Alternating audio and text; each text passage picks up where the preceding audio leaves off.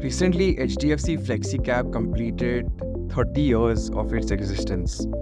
It was launched in 1994, and there's a spate of articles telling you about how a sip of 10,000 rupees would today be worth 16.5 crores if invested in this fund.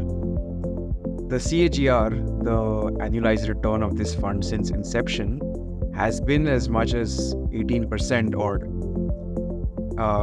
Now, all that is great, and it gives you the power and the beauty of mutual funds in creating wealth.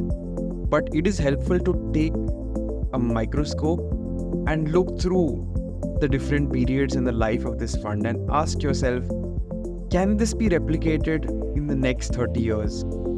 Do you, as an investor, have the mental strength to stay the course?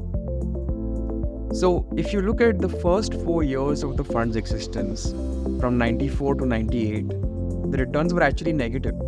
It slipped below its launch price of rupees 10 and stayed below there. The market itself was in a bearish mode. The fund at the time was managed by Zurich, not by HDFC, which acquired it later. And so any investor who got in at inception would have had a pretty tough time of it in the first 4 years. That's not the only bad period in the fund's life. More recently, if you take the period from 2010 to 2019, the market overall, the equity market, gave a CAGR of around 9%, and so did the fund. Now, this is better than bank FD rates of 7 to 8%, but not that much better and not what you expect from the stock market for all the risk that you've taken. 9%? Would you have stayed invested for a 9-year period with this kind of return?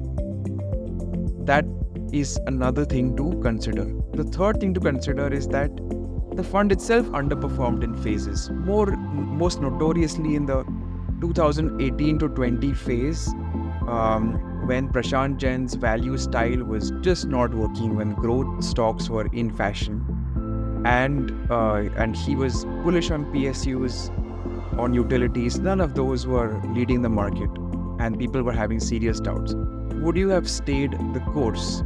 Another question to ask. So, to wrap up, this journey of 80% return over 30 years, 10,000 rupees SIP, leading to a 16.4 crores of